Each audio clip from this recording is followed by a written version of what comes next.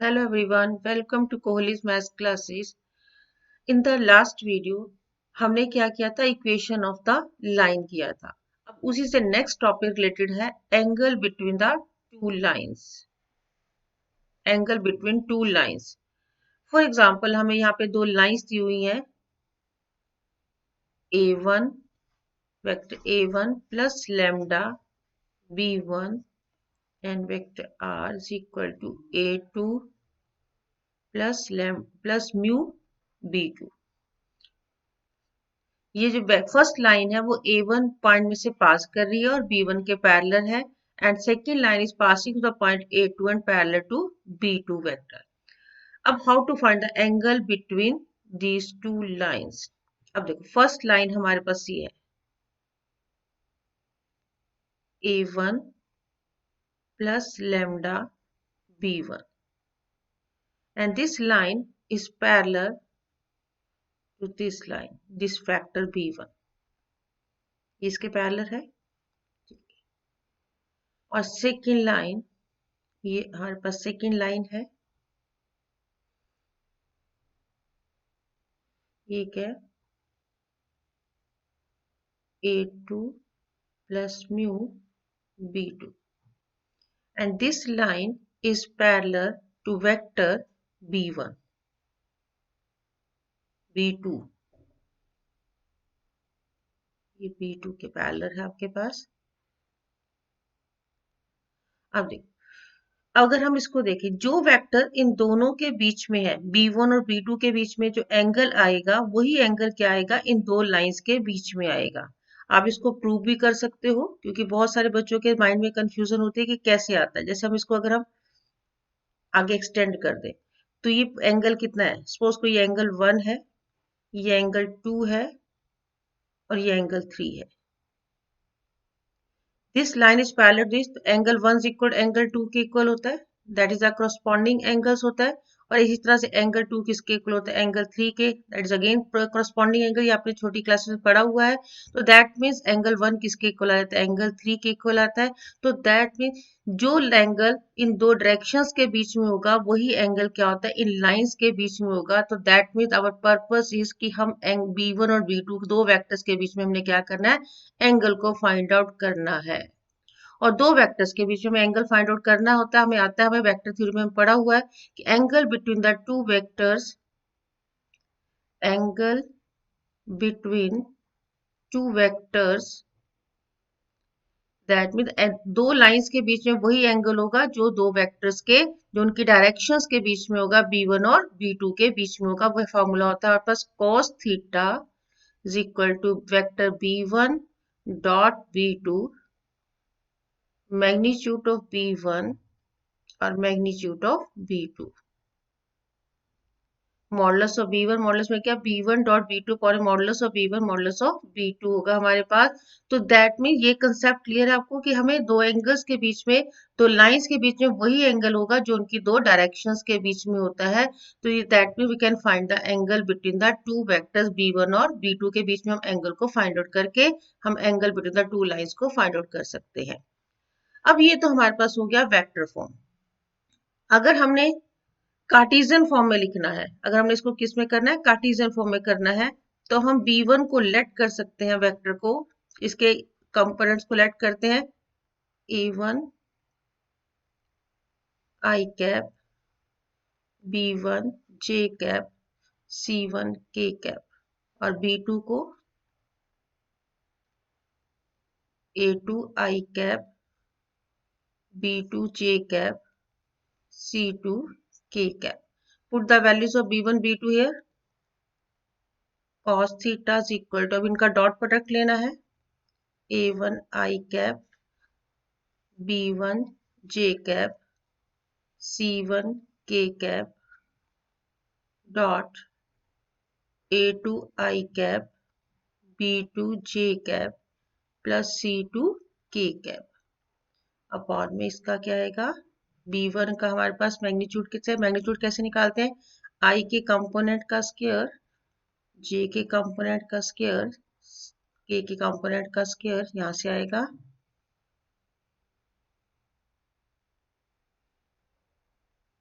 C2 का square. अब हमने डॉट प्रोडक्ट निकालना है। डॉट प्रोडक्ट हम कैसे निकालते हैं? आई वाले कंपोनेंट को आई वाले के साथ हम उस पर मल्टीप्लाई करते हैं, तो A1 किससे मल्टीप्लाई हो जाएगा? A2 से। A1 A2 और आई का आई के साथ डॉट कितना होता है? 1 होगा। तो इसी तरह से B1 B2 plus C1 C2 हो जाएगा और नीचे इसका मैग्नीट्यूड A1 का स्क्वायर प्लस B1 का स्क्वायर प्लस C1 का स्क्वायर A2 का स्क्वायर प्लस B2 का स्क्वायर प्लस C2 का स्क्वायर। तो in this way we can find the angle between the two lines। हम उनकी डायरेक्शंस के बीच में एंगल निकालते हैं। दिस द वेक्टर फॉर्म से हम ये निकाल सकते हैं और कार्टेशियन फॉर्म से हम इस तरह से इसमें एंगल फाइंड आउट कर सकते हैं। अब बात आती है कि जब दो लाइंस हमारे पास क्या होती हैं? परपेंडिकुलर होती हैं। अभी हमने देखो दो चीजें करी हैं। हमने अभी ये चीज करी है, हमने अगर वेक्टर कार्टेशियन फॉर्म की अलग अलग बात करते हैं। अगर हमें वेक्टर फॉर्म में दिया हुआ है vector r is equal to vector A1 plus lambda B1 A2 plus lambda plus mu B2 लिख लेते हैं। तो अभी हमने करा है cos थीटा कैसे निकालते हैं वेक्टर फॉर्म से? B1 vector B1 dot vector B2 magnitude of vector B1 and magnitude of vector B2. If the two lines are perpendicular, तो that means कि उनके बीच में एंगल 90 का होगा और cos 90 कितना होता है हमारे पास? 0 होगा। तो that means अगर हम यहाँ 90 पुट करते हैं तो वेक्टर B1 डॉट वेक्टर, वैसे भी हमने वेक्टर थ्योरी पढ़ा, when the two vectors are perpendicular then their dot product is 0। बहुत इंपॉर्टेंट कंडीशन है कि when the two vectors are then the two lines are perpendicular then उनके directions के बीच में जो होगा उनका डॉट प्रोडक्ट किसके इक्वल हो जाएगा? 0 के इक्वल हो जाएगा। एंड सेकेंडली अगर हमारी ये फर्स्ट कंडीशन है, एंगल कैसे फाइंड आउट करेंगे? दूसरे परपेंडिकुलर की कंडीशन होगी। तीसरा क्या है? If the two lines are parallel then directions are also parallel then B1 is equal to, हम कोई भी पैरामीटर ले सकते हैं। जैसे हमारे पास क्या ले लिया? लैम्डा B2 की फॉर्म होता है। तो यहाँ पे क्या होता है? तो हमारे पास इसकी डायरेक्शन, तो ये क्या, one can be written as a linear combination of the other vectors हम लिख सकते हैं। अगर इसी चीज को हम कार्टेशियन फॉर्म में लिखते हैं, कार्टेशियन फॉर्म में क्या दिया होगा? अगर हमें दो लाइन दिया x माइनस x1 अपॉन में A1 is equal to y minus y1 upon में B1 is equal to z minus z1 upon में C1, और दूसरी लाइन दी हुई है x minus x2 अपॉन में A2 is equal to y minus y2 upon में B2 is equal to z minus z2 upon में C2। तो angle कैसे निकालते हैं इसमें? cos theta is equal to A1 A2 plus B1 B2 plus में क्या आएगा? C1 C2 अपॉन में रूट में A1 का स्क्वायर B1 का स्क्वायर प्लस C1 का स्क्वायर A2 का स्क्वायर B2 का स्क्वायर प्लस C2 का स्क्वायर। और अगर the two lines are perpendicular, अगर हमारे पास लाइंस क्या है? परपेंडिकुलर होंगी, then theta is equal to 90 degree, then cos 90 is equal to 0, then condition क्या बनेगी? A1 A2 plus B1 B2 plus C1 C2 is equal to 0। And उसके बाद अगर लाइंस आर पैरेलल तो कंडीशन बनेगी A1 अपॉन में A2 is equal to B1 upon में B2 is equal to C1। वही सब कुछ सेम चीज जो आपने वेक्टर थ्योरी में पढ़ा हुआ है, वहां पे वेक्टर्स के बीच में बात होती है, यहाँ लाइंस के बीच में है, तो लाइंस के बीच में वही चीज होती है जो उनकी डायरेक्शंस के बीच में एंगल होता है। तो उसी वेक्टर थ्योरी से हमें इनके बीच में एंगल निकाल लेना cos थीटा की वैल्यू। अब इस कंसेप्ट को और अच्छे समझते हैं विद एग्जांपल से। क्वेश्चन क्या दिया हुआ हमारे पास? Find the angle between the following pair of lines. ये दिया हुआ हमारे पास वेक्टर r। अब ये कौन सी फॉर्म है? Vector r is equal to A1 plus lambda B1। तो हमें ये A1 हो गया हमारे पास और ये क्या है? लैम्डा B1 है। इसी तरह से ये दिया हुआ है, यहाँ से A2 हो जाएगा प्लस म्यू B2 दिया हुआ है। बट हमें तो किसकी जरूरत है? सिर्फ B1। और एंगल फाइंड आउट करने के लिए हमें कौन सी चीज की जरूरत है? एक B1 की जरूरत है और एक हमें किसकी जरूरत पड़ती है?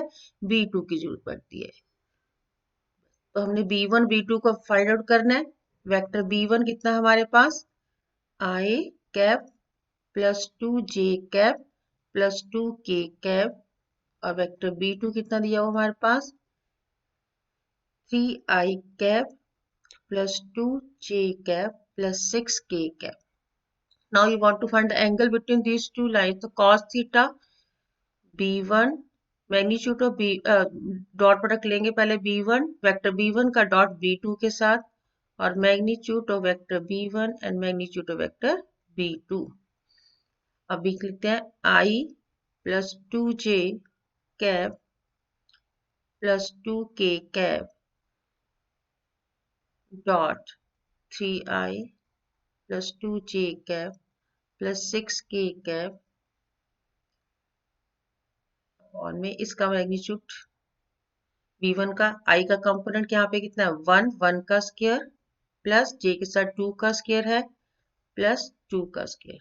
इसी तरह से b2 का निकालेंगे 3 का स्क्वायर प्लस 2 का स्क्वायर प्लस 6 का स्क्वायर। अब डॉट प्रोडक्ट कैसे निकालते हैं, i को i वाले से मल्टीप्लाई करते हैं, यहाँ पे 1 है, 1 को 3 से मल्टीप्लाई करेंगे 3 आएगा, और i का डॉट प्रोडक्ट i के साथ 1 हो जाएगा, प्लस 2 का सिंपली इनके कोफिशिएंट्स को मल्टीप्लाई कर देना है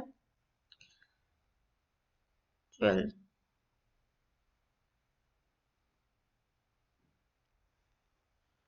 में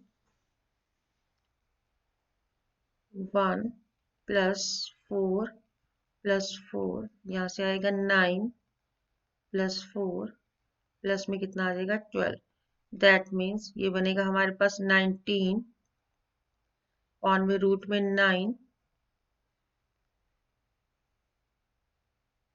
ये 36 आएगा, तो यहाँ पे कितना आएगा 36 से 49 आएगा, तो ये बनेगा 19 अपॉन में 3 इंटू 7 19 अपॉन में 21। दैट मीन्स हमारे पास कितना आया, कॉस थीटा कितना आया, cos theta is equal to 19 upon में 21, और थीटा कितना आएगा cos इनवर्स 19 अपॉन में 21। That is the angle between the two lines आपके पास आ गया, when the lines are given in the vector form. Come to the next question. Now find the angle between the following pair of lines. अब हमें कौन सी form दी हुई है, Cartesian form दी हुई है, बट प्रॉब्लम वही जो हमने लास्ट वीडियो में डिस्कस किया था कि lines are not in the general form. बहुत सारे बच्चे मिस्टेक करते हैं, यही इसकी डायरेक्शन रेशियोज ले लेते हैं, वो जो गलत है। लाइंस को पहले स्टैंडर्ड फॉर्म में लिखो, जनरलाइज करो, उसके बाद उसके साथ उसकी डायरेक्शन रेशियो लिखो। जैसे हमारे पास फर्स्ट पार्ट में दिया हुआ है 5 माइनस एक्स अपॉन में -2 is equal to y plus 3 upon में 1 is equal to 1 minus z upon में 3। सबसे पहले यहाँ पे x माइनस x1 होना चाहिए, बट यहाँ पे 5 माइनस एक्स है, तो हमें माइनस साइन कॉमन लेना पड़ेगा।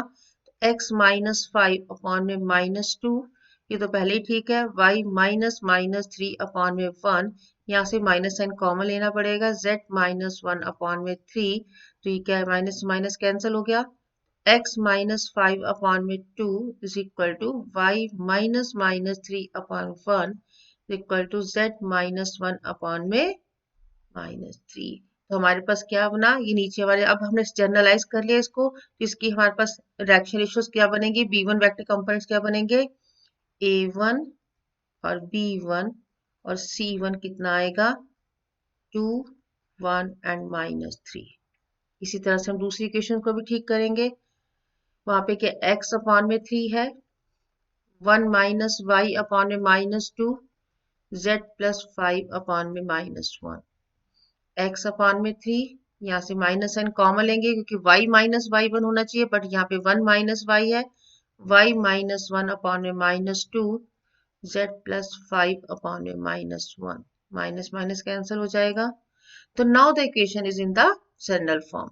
तो यहाँ से हमारे पास क्या आएगा, a2 b2 और c2, इसकी डायरेक्शन रेशियोज क्या बनेगी हमारे पास 3 2 एंड -1।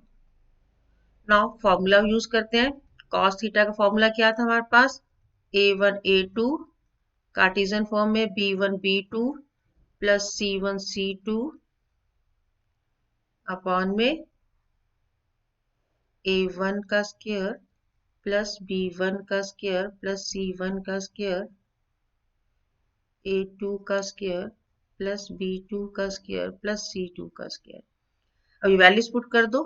A1 यहाँ पे कितना है 2 और A2 कितना आपके पास 3, B1 कितना है 1 और B2 कितना आपके पास 2, C1 है -3 एंड C2 कितना है -1 अपॉन में A1 का स्क्वायर 2 का स्क्वायर 4 आ जाएगा, 1 का स्क्वायर 1 होगा, -3 का स्क्वायर 9 आएगा। यहाँ आएगा 3 का स्क्वायर 9, 2 का स्क्वायर 4 -1 का स्क्वायर 1। तो यहाँ से हमारे पास वैल्यू आएगी कॉस थीटा की। इसको सॉल्व करते हैं। 2 3 6 प्लस 2 प्लस 3 अपॉन में 14 14। तो हमारे पास कितना आ जाएगा, ये यहाँ से आ जाएगा 11 अपॉन में 40। तो दैट मीन्स हमारे पास कितना है, एंगल कितना बना हमारे पास, एंगल बिटवीन कॉस, यहाँ से आए cos थीटा कितना है हमारे पास 11 अपॉन में 14। That means theta is equal to cos inverse 11 upon में 14। आपके पास आंसर आ गया। ठीक है जी, हमने वेक्टर फॉर्म में भी कर लिया। बंदा दो इक्वेशन हमें वेक्टर फॉर्म में दी थी, how to find the angle between lines, and secondly जब कार्टेशियन फॉर्म में लिखा है तो हम दो लाइंस के बीच में एंगल्स को कैसे फाइंड आउट करना है। नेक्स्ट क्वेश्चन पे आते हैं। ये बहुत इंपॉर्टेंट क्वेश्चन है। Find the value of lambda so that the lines are at right angle. Right angle मतलब यहाँ पे कौन सी कंडीशन लगेगी, परपेंडिकुलर की कंडीशन लगेगी। राइट एंगल मतलब इन दो लाइंस के बीच हमने कौन सी कंडीशन लगानी है, परपेंडिकुलर कंडीशन लगानी है, इनकी डायरेक्शनल रेशियोज के बीच में। बट वही equations are not in the general form. यहाँ 1 माइनस एक्स है, फर्स्ट इक्वेशन को पहले हम जनरलाइज करते हैं। 1 माइनस एक्स है तो सबसे पहले हम माइनस साइन कॉमन ले लेंगे। फर्स्ट इक्वेशन की बात कर रहे हैं तो एक्स माइनस, क्योंकि जनरल फॉर्म में क्या लिखना है, एक्स माइनस x1 अपॉन में a1 is equal to y minus y1 upon में b1 is equal to z minus z1 upon में c1 चाहिए। तो यहाँ पे 3 था, यहाँ से मैं 7 कॉमन लेना पड़ेगा। तो y माइनस 2 अपॉन में 2 लैम्डा z minus 3 upon में 2, that means it becomes minus 3 y minus 2, ये 7 नीचे आएगा, 2 lambda upon में 7। हमने उसका लिखने का जो वे है उसको उस फॉर्म में लिख लिया जिस फॉर्म में हमें इक्वेशन लिखनी है। अब हमने इसको जाना x माइनस x1 अपॉन में a1, y minus y1 upon में b1, z minus z1 upon में c1। इसी तरह से दूसरी इक्वेशन को भी हम सिंप्लीफाई करते हैं। यहाँ से हम क्या लिखते हैं, -7 कॉमन लेना पड़ेगा, x माइनस 1 आएगा अपॉन में 3 लैम्डा, ये तो पहले ही ठीक है। y माइनस 5 अपॉन में 1, यहाँ से भी -n कॉमन लेना पड़ेगा, z माइनस 6 अपॉन में 5, ये कितना आएगा, x माइनस 1 अपॉन में 3 lambda upon 7 is equal to y minus 5 upon में 1, z माइनस 6 अपॉन में -5। तो हमारे पास इसकी डायरेक्शन रेशियोज क्या आएगी, यहाँ से आ गया a1 b1 और c1 है, क्योंकि अब हमने इसको जनरल फॉर्म में लिख लिया। तो हम ये जो नीचे डिनोमिनेटर में इसके डायरेक्शन रेशियोज हमारे पास है, -3 2 लैम्डा अपॉन में 7 2 a2 b2 और c2, यहाँ पे क्या आएगा -3 लैम्डा अपॉन में 7 1 एंड -5। अब हमें क्वेश्चन में कंडीशन क्या गिवन है, the lines are at right angle, the lines are perpendicular. हमें परपेंडिकुलर कंडीशन की है, when the two lines are perpendicular, तो हमारे पास कंडीशन क्या बनेगी, lines are perpendicular to each other है। तो यहाँ कंडीशन क्या होगी, a1 a2 plus b1 b2 plus c1 c2 किसके इक्वल होता है, परपेंडिकुलर 0 के इक्वल होगा। अब मल्टीप्लाई कर देते हैं इनको कंडीशंस को। a1 की वैल्यू कितनी है -3, यहाँ से कितना आएगा -3 लैम्डा अपॉन में 7 प्लस 2 लैम्डा अपॉन में 7 into 1 plus 2 into -5 is equal to 0। Minus minus plus 9 lambda upon में 7 प्लस 2 लैम्डा अपॉन में 7 -10 इधर आके प्लस का 10 हो जाएगा। तो ये इम्प्लाइज कितना बनेगा 11 लैम्डा अपॉन में 7 इक्वल टू 10। तो लैम्डा की वैल्यू कितनी आ जाएगी 70 अपॉन में 11। यही हमें फाइंड आउट करना था, find the value of lambda. तो हमने लैम्डा की वैल्यू फाइंड आउट कर दी। लैम्डा कितना आ गया हमारे पास 70 अपॉन में 11 आपके पास आंसर आ गया। Next come to next question. Find the equation of the line passing through the point. इस लाइन में एक लाइन की इक्वेशन निकालनी है आपको। अभी तक हमें एंगल निकाल रहे थे, अब हम इसमें से निकाल रहे हैं find the equation of the line passing through the point. एक लाइन के लिए एक पॉइंट चाहिए होता है, वो हमें ऑलरेडी गिवन है। And perpendicular to the lines, और वो जो लाइन है इन दोनों लाइंस के ऊपर क्या है परपेंडिकुलर है। आपको मैंने लास्ट वीडियो में बताया था कि जब किसी लाइन की इक्वेशन निकालनी होती है तो हमें उसका एक पॉइंट चाहिए होता है और एक डायरेक्शन चाहिए होती है। But in this case direction नहीं गिवन है, बट डायरेक्शन को फाइंड आउट करने के लिए हमें एक चीज बताई हुई है कि लाइंस आर परपेंडिकुलर। ये जो हमारी लाइन है इन दो लाइंस के ऊपर क्या है परपेंडिकुलर है। तो हम परपेंडिकुलर कंडीशन लगा के हम इसकी डायरेक्शंस को फाइंड आउट कर सकते हैं। हमें यहाँ पे देखो वेक्टर ए तो दिया हुआ है कि जिसमें से पास करिए। हमारा वेक्टर ए दिया हुआ है हमारे पास, इसको इसके स्केलर कंपोनेंट ये है। अगर इसको वेक्टर कंपोनेंट में लिख सकते हैं, वेक्टर कंपोनेंट में लिखना वेक्टर में लिख सकते हैं +3j -2 के है, या सिंपली आप इसको वेक्टर ए में फॉर्म में लिख सकते हो। तो स्केलर में दिया हुआ है तो ये दिया हुआ है जिसमें से पास कर रहे हैं। अब हम इसकी डायरेक्शन लिस्ट को लेट कर लेते हैं। Let the direction ratios of the line, जिसकी लाइन की इक्वेशन आपने फाइंड आउट किया उसके डायरेक्शन रेशियोज को हम लेट कर लेते हैं। लेट करते हैं जो A1 B1 और C1। और हमें इस लाइन की डायरेक्शन क्या है, direction is already in the general form, standardize form करके हुई है, तो इसलिए इसको हमें जनरल फॉर्म इसको सिंप्लीफाई करने की जरूरत नहीं है। तो 1 2 3 क्या है इसकी डायरेक्शन रेशियोज ऑफ द, इसको फर्स्ट लाइन ले लेते हैं, इसको सेकंड लाइन ले लेते हैं। The direction ratios of the first line हमारे पास क्या है 1 2 and 3, and the direction ratios of the second line, क्योंकि लाइंस पहले ही हमारे पास सिंप्लीफाई की हुई है तो हमें कोई प्रॉब्लम नहीं है। तो -3 2 एंड 5। जो हमारी ये लाइन है, ये लाइन इसके ऊपर भी परपेंडिकुलर की है, और ये लाइन क्या है इसके ऊपर परपेंडिकुलर कंडीशन को सेटिस्फाई करे, इसके ऊपर परपेंडिकुलर कंडीशन को सेटिस्फाई कर रही है। दोनों पे क्या है वो परपेंडिकुलर कंडीशन को सेटिस्फाई कर रही है। और परपेंडिकुलर कंडीशन क्या होती है कि A1 A1 the two lines are perpendicular. हमारी जो लाइन है लाइन 1 के भी परपेंडिकुलर है, जो लाइन है वो सेकंड लाइन के परपेंडिकुलर भी है। तो हमने दोनों में कंडीशन किसके लगानी है परपेंडिकुलर कंडीशन लगानी है। कैसे क्या परपेंडिकुलर कंडीशन होती है A1 A2 plus B1 B2 plus C1 C2 is equal to 0 होती है, सिंप्लीफाई। अब तो इसको लिखते हैं लगाते हैं इसमें, पहले इन दोनों में कंडीशन लगाते हैं। दोनों में कंडीशन लगाएंगे तो क्या आएगा A1 A2, A1 को किससे मल्टीप्लाई करेंगे 1 से, B1 को मल्टीप्लाई करेंगे 2 से, और C1 को मल्टीप्लाई करेंगे 3 से। ये परपेंडिकुलर कंडीशन लगाई A1 A2 plus B1 B2 plus C1 C2 is equal 0। तो यहाँ से आएगा A1 plus 2B1 plus 3C1 is equal to 0। Second condition से लगाते हैं, इन दोनों लाइंस पे लगाते हैं। अब फर्स्ट वाली और सेकंड वाली पे, फर्स्ट वाली सेकंड लाइन पे लगाते हैं। यहाँ पे क्या आएगा A1 into -3 plus B1 into 2 plus C1 into 5 is equal to 0। तो -3A1 plus 2B1 plus 5C1 is equal to 0। अब हमारे पास में दो इक्वेशंस आ गई। इक्वेशन हमारे पास ये है, इक्वेशन हमारे पास ये है। हम दोनों को क्रॉस मल्टीप्लिकेशन मेथड से सॉल्व करके A1 B1 C1 की वैल्यूज निकाल सकते हैं।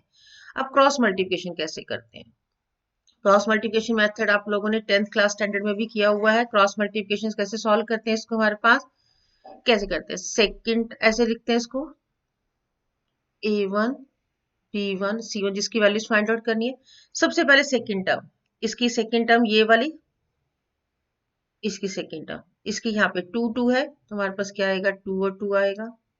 उसके बाद C1 वाली आती है 3 और 5 आएगा। फिर फर्स्ट प्लस यहाँ पे 1 है, यहाँ पे -3 आएगा, फिर कितना आएगा 2 और 2 आएगा। आपने 10th स्टैंडर्ड में किया हुआ है क्रॉस मल्टीप्लिकेशन किस तरह से सॉल्व करते हैं।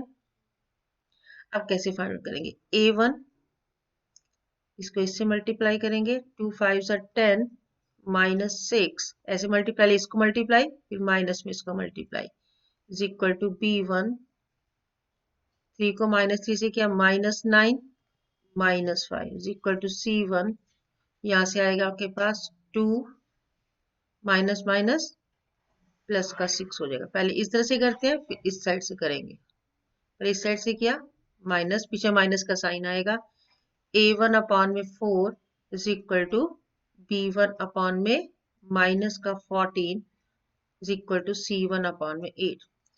ये डायरेक्शन, ये A1 B1 C direction ratios आके आप इसको सिंप्लीफाई और भी कर सकते हो, क्योंकि अभी ये 2 के टेल पे कैंसिल हो रहा है।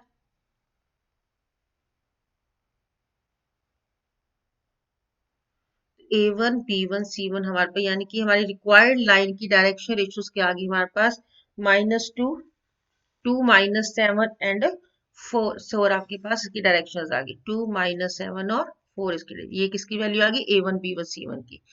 अब हमें लाइन की इक्वेशन लिखनी है, हमारे पास जिसमें से पास कर रहा है वो भी लिया हुआ है और डायरेक्शन रेशियोज भी आ गया है, तो इक्वेशन क्या होती है, x माइनस x1 अपॉन में A1 is equal to y minus y1 upon में B1 is equal to z minus z1 upon में C1। Put the values here, यहाँ से क्या आएगा, x1 क्या था हमारे पास, ये x1 y1, ये क्या हमारे पास x1 है y1 है और z1 है, जिसमें से पास कर रहा है, x माइनस माइनस प्लस का 1 हो जाएगा अपॉन में A1 कितना है 2 is equal to y -3 upon में कितना है -7 is equal to z minus minus plus का 2 हो जाएगा अपॉन में 4। तो ये हमारे पास क्या आ जाएगी, इक्वेशन ऑफ द लाइन आ जाएगी जो हमने फाइंड आउट करनी थी।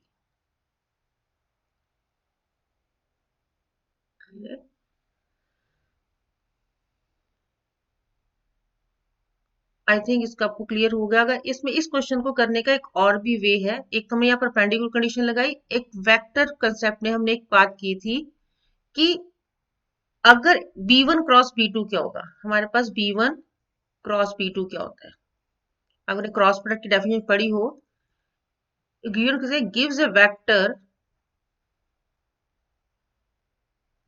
which is perpendicular to both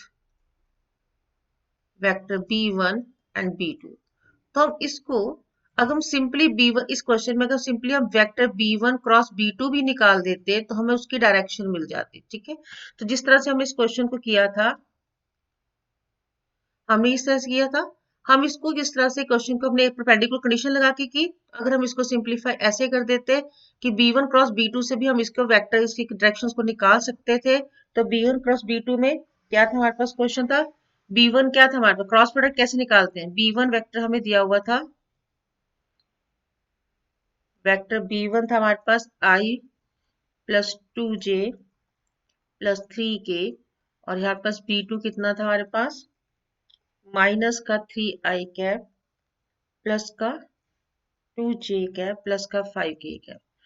तो हम B1 क्रॉस B2 की निकाल सकते हैं, क्रॉस प्रोडक्ट से I j k, यहाँ पे क्या था 1 2 3 -3 2 एंड 5। डिटर्मिनेंट को सॉल्व कर लेते हैं, I के साथ करेंगे 2 3 2 5 माइनस j, डिटर्मिनेंट सॉल्व करना आता है आपको, 1 3 -3 और 5 प्लस k कैप 1 2 -3 और 2। यहाँ से आपके पास आएगा 10 -6 minus j 5 plus 9 plus k 2 plus 6, that means 4 minus 14j plus में 8k। तो वही चीज आ गई, आप इसको सिंपलीफाई, इसमें 2 कॉमन देता हूँ, ये इसको 2i minus 7j plus 4k भी इसको हम लिख सकते हैं, ठीक है। तो उसी तरह जैसे हमने किया, अब हमारे पास वेक्टर आ गया। अब अगर हमने क्रॉस मल्टीप्लिकेशन मेथड से नहीं करना तो हम सिंपली b1 वेक्टर क्या कि gives a vector which is perpendicular to both b1 और b2। तो हम उस मेथड से भी अपनी रिक्वायर्ड लाइन की डायरेक्शन को निकाल सकते हैं। तो यहाँ से हम इसको निकालते हैं, हमारे डायरेक्शन रेशियोज क्या आ गई लाइन की, डायरेक्शन क्या आ जाएंगे 2, -7 और 4। तो इस तरह in this way we can solve this question in the two ways. आप इस मेथड से भी इसके डायरेक्शन रेशियोज निकाल सकते हैं और हम इस मेथड से भी इसके डायरेक्शन रेशियोज को, इसके परपेंडिकुलर के डायरेक्शन रेशियोज को निकाल सकते हैं। तो आप इस क्वेश्चन को टू वेज में जैसे सॉल्व कर सकते हैं। आई थिंक आप सबको एक टॉपिक अच्छे से क्लियर हो गया होगा। ठीक है। इन द नेक्स्ट वीडियो हम नेक्स्ट टॉपिक डिस्कस करेंगे, इंटरसेक्शन बिटवीन टू लाइन्स। ठीक है, थैंक यू।